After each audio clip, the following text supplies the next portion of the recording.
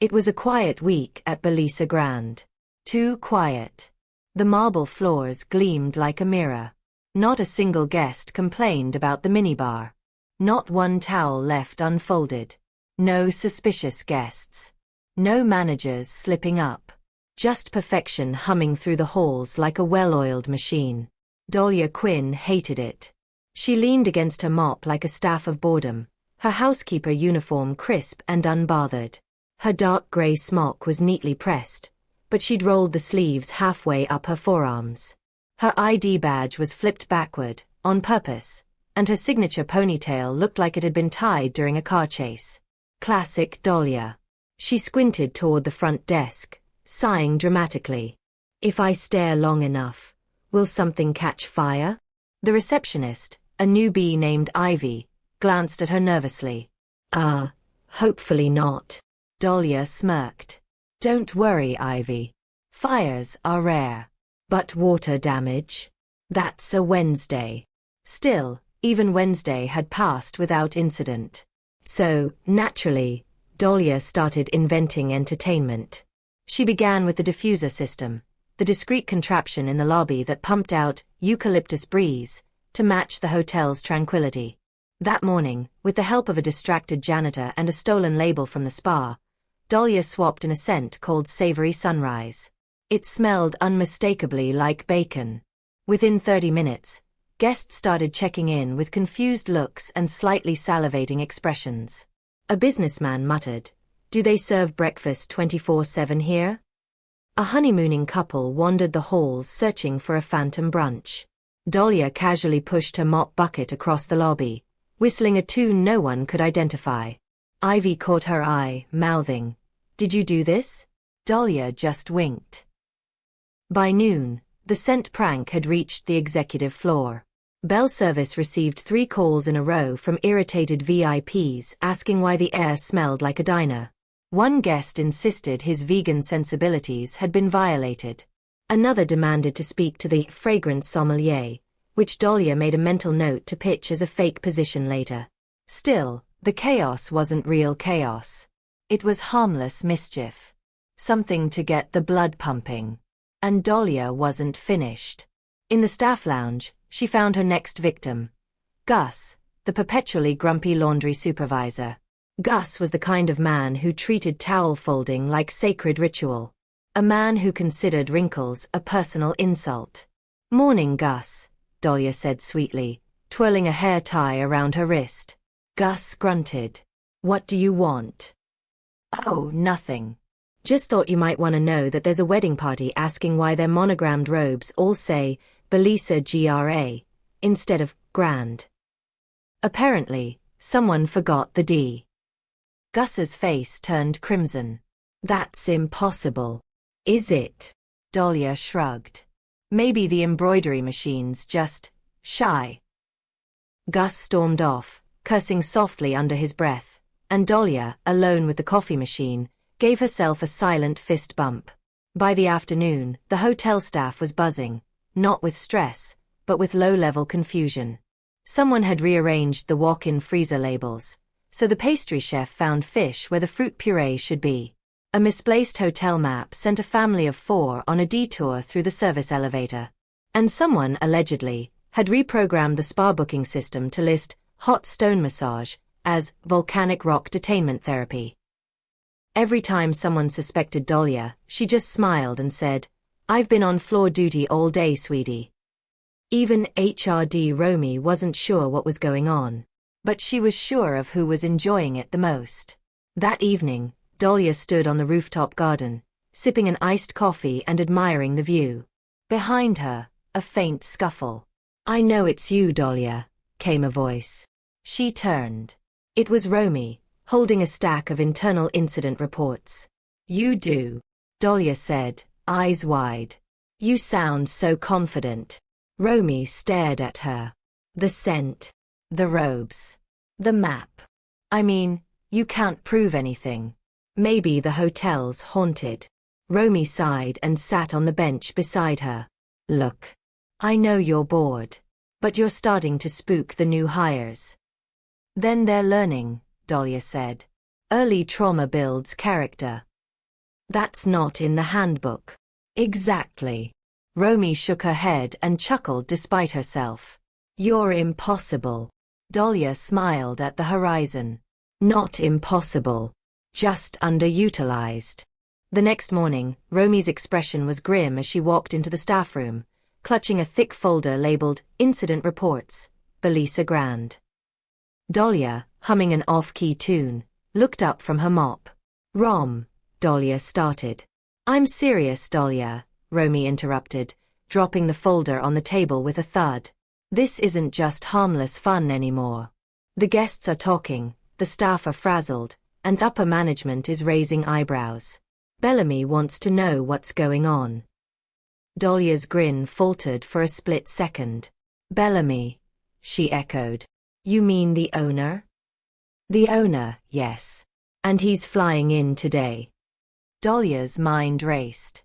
Bellamy was a legend at Imperial Vista, the kind of old-school boss who ran things with a firm hand and zero tolerance for nonsense. The thought of him stepping into her playground was, well, interesting. Romy eyed her. I need you on your best behavior. Romy, Dahlia said, standing and stretching like a cat, I'm always on my best behavior. Sometimes that behavior is just a little theatrical. Romy shook her head, smiling despite herself. Try not to make it too theatrical this time. As Romy left, Dahlia caught her reflection in the polished elevator doors. The messy ponytail, the crisp grey smock, the smirk that was part challenge, part invitation. Game on. The early morning calm at Bellesa Grand was about to shatter, courtesy of Dahlia. Her mop bucket squeaked as she pushed it with her foot down the gleaming marble hallway, her grey uniform crisp, ponytail neatly tied back, but a sly grin tugging at the corner of her mouth. She paused by the elevator, eyes scanning the polished doors. Hey Gus, she called out to the laundry supervisor, who was fumbling with a mountain of towels nearby. What now, Quinn? Gus grumbled without looking up. Just making sure the elevators know who's boss today, she said, pressing the emergency open and close buttons in a rapid rhythm that made the doors flicker open and shut like a stubborn heartbeat. A few guests' brows furrowed in mild annoyance, but no one serious enough to complain. Perfect. Next, Dahlia slipped into the kitchen, where the chef was mid-shout at a sous chef over a missing garnish. Hey chef, Dahlia said, chin tilted.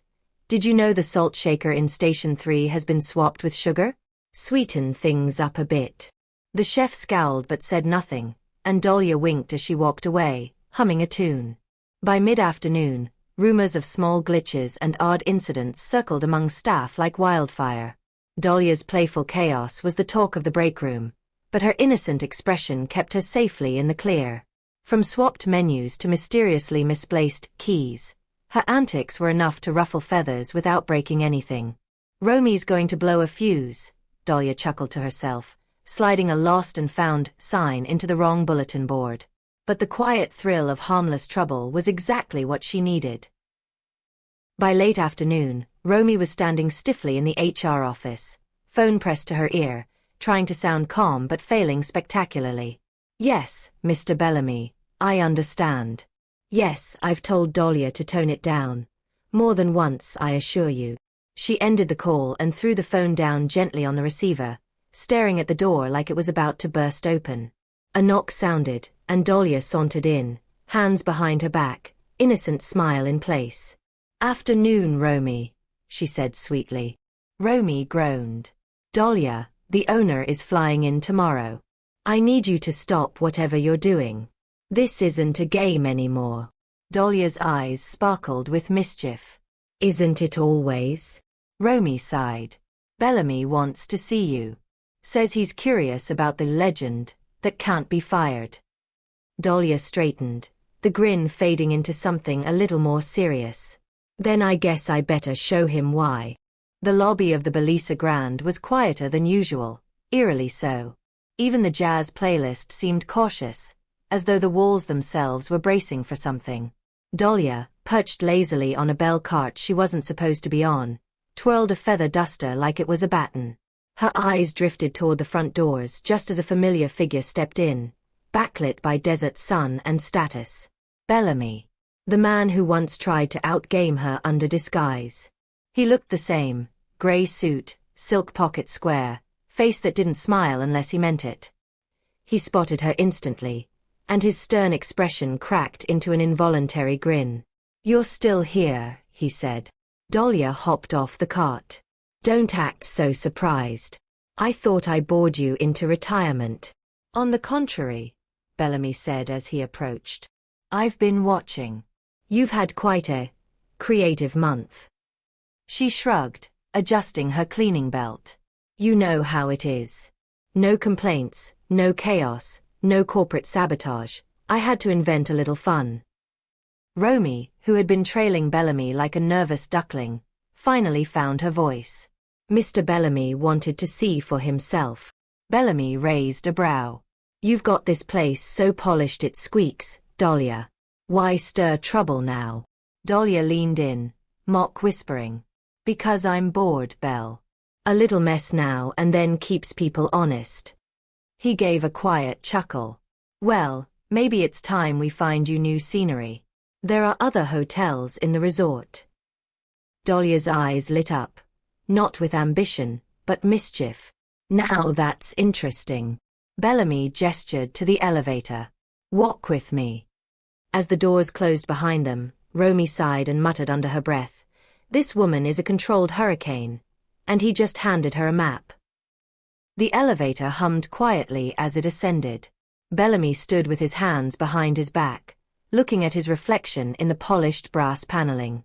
Dahlia stood beside him, arms crossed, leaning against the mirror like she owned the place. He glanced at her sideways. "You caused quite the stir at Paradiso last month." Dahlia didn't flinch. "Under the sheets?" Bellamy's lips twitched. "That's what the incident report calls it. But I heard it was a little more cinematic." "I'd say more morally flexible. Ocean's 11, she said, inspecting her chipped nail polish. "We had chefs smuggling flash drives in bread baskets. Waitresses playing spy. The towel boy acted like a double agent. It was beautiful. And the footage. Safe," she said with a wink. "Very safe. Not in this building though." Bellamy shook his head, equal parts disbelief and admiration. "That footage almost took down a city councilman. You realize that?" "I do," she said. "And I also realize you didn't fire me. Which means either you're in love with me, or you want me where you can see me." Bellamy chuckled. "Let's call it professional curiosity." The elevator chimed open onto the executive floor. They walked past glass-walled meeting rooms where suits pretended to work. Bellamy spoke low, like a man making a chess move. "There are 5 hotels under the Imperial Vista umbrella, Dahlia. So far, you've dominated 2. Bellesa Grand and Paradiso Grand. But I think it's time the others got to know your charm." She slowed her stride. "Are you giving me a promotion?" He gave a sly look. "I'm giving you freedom." "To do what?" "To stir the pot. Taste the waters. Make people nervous." Dahlia smirked. "So, basically, you want me to go on tour?" Bellamy nodded. "Think of it as an undercover audit." She gave a long, satisfied sigh. "Finally. I was starting to talk to mop buckets just for conversation." As they reached the end of the hallway, Bellamy opened a door to a quiet, unused suite. "Pick your next playground wisely." Dahlia stepped inside and grinned. "Oh, I already have." 3 days later, a peculiar envelope appeared in Dahlia's locker. No postmark, no name, just embossed gold initials. IVR. Inside, a folded letter smelled faintly of jasmine and cigars. She read it once, then again, lips curling into a mischievous grin. It was an invitation, formal, dramatic, and absolutely unnecessary, to visit the next Imperial Vista property, Serafina Heights. Serafina was a spa resort hybrid perched high above the Strip, known for luring billionaires with its holistic treatments and total silence policy. Dahlia already hated it. She crumpled the letter gently and stuffed it in her apron. In the hallway, Romy, the ever-exasperated HRD, stood with hands on her hips like a human stop sign. "You're being transferred again?" she asked flatly. "I'm not being transferred," Dahlia said, brushing past. "I'm going undercover. The mop is now mightier than the sword." Romy pinched the bridge of her nose. "Just don't throw salt in the mineral pools, please." "I make no promises," Dahlia said sweetly. Before she reached the exit, Bellamy caught her eye from across the lobby. He raised a brow in that way only men with too many secrets do. Dahlia nodded like a general accepting a mission. As she walked out, suitcase in tow and hair in its usual half-effort ponytail, a concierge whispered to another, "Where's she going this time?" "To make someone cry, probably," the other replied. Dahlia paused at the revolving door, looked back at Bellesa Grand, and said under her breath, "On to the next kingdom." The glass doors spun, and she disappeared into the city light.